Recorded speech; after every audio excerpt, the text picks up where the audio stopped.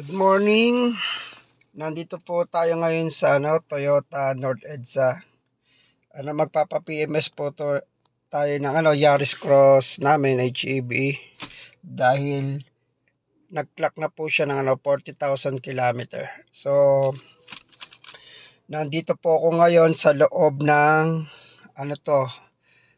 race na turbo na pearl white. Ang lamig po kasi dito sa labas pag nasa labas po kayo ang lamig. So, pumasok muna po tayo sa loob. Ito po ay 2025 model na race. Wala naman pong nababago sa model na to.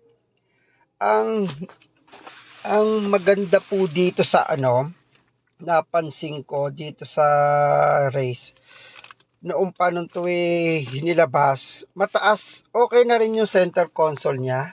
Ito. Pero, alam niyo yung bitin, parang owner.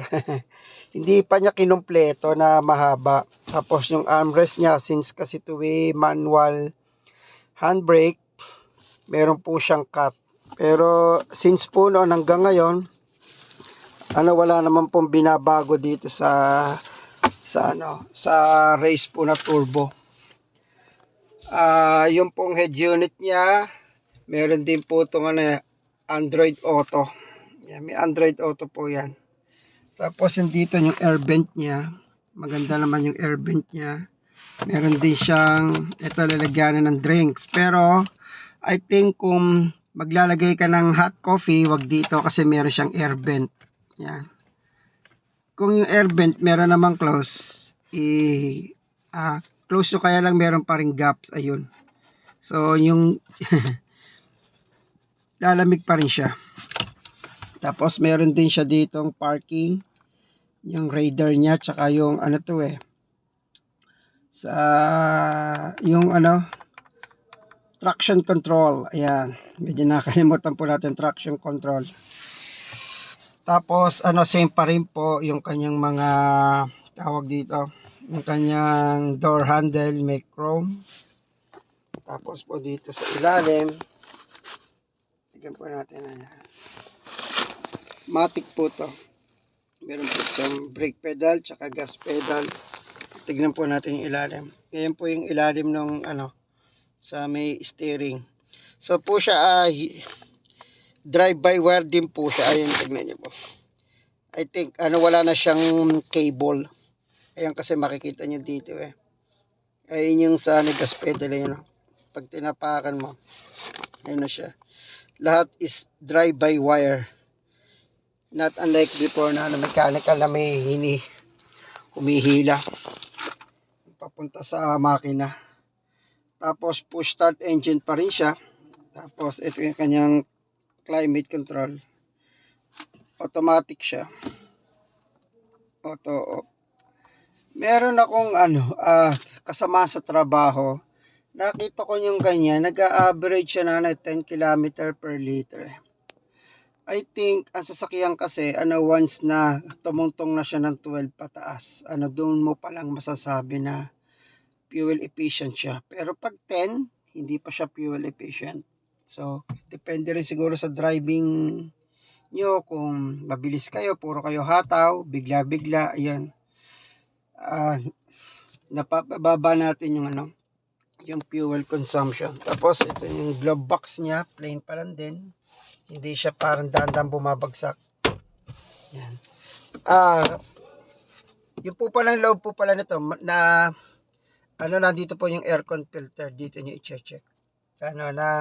Naalis po kasi meron lang po kayong tatanggalin po diyan na para siyang ipe-press nyo tapos babagsak na po to. Tapos then makita nyo na po diyan yung cabin aircon filter. Tapos speaker. Yan. Nag-observe po ako dito ngayon lang. Kaya nga natin. Nag-observe po ako dito yung pong kanyang driver seat. Tinignan ko po kasi usually po kasi minsan pag nagdadrive ako, 'di ba, nag-aantay tayo sa school sa ating mga anak. Okay lang i-recline mo yung upuan mo. okay lang i-recline mo yung upuan mo. Okay naman yung doon sa likod mo, yung may sinasabi kasi sila yung lumbar support eh. Ayan, feeling ko yung lumbar support naman, kahit walang lumbar support to, parang naka-activate pa rin. Alam mo yung may sumasalo dun sa ano mo, okay din naman siya. Dun po sa mga may issue dun sa, medyo tulad ko, medyo mataba po kasi tayo eh. Masyadong nangangalay po yung likod natin pagka matagal yung ano. Ito po, once po na na-recline nyo, yung kanyang likod nyo po, yung parang yung tulak sa likod nyo, yung kanyang bolster po ba tawag doon? Ano eh, nakasalo po sa likod nyo. Okay siya. Nga lang, mapapansin nyo, ito medyo masikip na. So, ito, I think, ano siya, 5-seater siya pagka short trips lang. Pero pag medyo long trip, at least mga 4 lang. Yung gitna gagawin nyo ng space. Hindi na siya po pwede na yung likod gawing tatlo, masikip na siya. Tapos dito, wala pa rin binago sa ano niya, sa steering wheel. Ganun pa rin yung steering wheel niya, yung mga buttons. Yan sa trip. Tapos ito lang ko sa ano to, pag magbo-voice command ka eh. Volume. Other side naman, ito mode, yung ano pag sasagot ka sa telephone, ito naman sa radio to eh, pag mag-browse ka. Tapos ito, kagandahan ito, ano, sa worth 1 million plus, I think mga 1,98,000, 1,098,000. Meron siyang paddle shifter. Yan, may paddle shifter na siya, di ba? Then tapos yung paddle shifter po niya, ano, kasama sa ikot ng manibela. Hindi po siya nandito. Meron po kasi iba na iiwan yung ano yung paddle shifter eh. So mas modern po to. Ano, kasama na siya sa ikot ng manibela mo. So kung pumipit ka ng paganyan, kasama mo siya. Yung ano niya, yung paddle shifter na mape-press mo. Tapos sa mga hindi pa nakakakita o doon sa mga nakakita na ganoon pa rin, parking, reverse, neutral, drive, tsaka meron siyang pang manual, plus minus. Other, yung kanyang seat, ganun pa rin. Ito, leatherette. Tapos to fabric seat pa rin siya. Exterior, siguro nakita nyo naman na, pero papakita ko ulit. Wait lang po Ito po ang aking tinatawag na driving position seat. Ayan.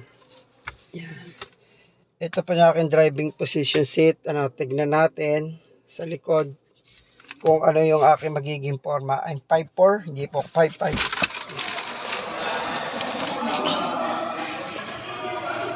Leather, pub. Dito tayo. Ito ang aking ito yung aking seat. So meron din po siya dito ang pocket sa likod ng driver side, pati rin po sa kabila. May back seat pocket siya. Ito yung aking gap. Ganyan. Driving seat position ko po yan. Ito po ang aking gap. I think mga nasa 5 inches. Yan. Tapos may center tunnel. Medyo mataas siya. May center tunnel siya. Ayan. Tignan natin. Para po dun sa mga hindi pa, yung pong mga last nakakita pa nito, last mga 3 years, same pa rin po, wala naman pong nabago. Up to now, yung gear shift knob niya is polyurethane, tapos may leather na cover. Ayan. Handbrake. Tapos meron siya dito na seat belt indicator. Ayan, kung mapapansin nyo, yung may tatlo na po na yan, seat belt indicator dito sa rear, sa likod. Tapos ito po is leatherette. Tapos to ay fabric. Malambot po yung fabric niya. Tapos meron din siyang Isofix tether. Yan. Yung po sa ginagamit po yan pagka may mga child seat. Tapos yung gitna po nito hindi naman po nabababa. Wala siyang center armrest. Punta tayo sa likod. Dali lang po. Pause muna natin.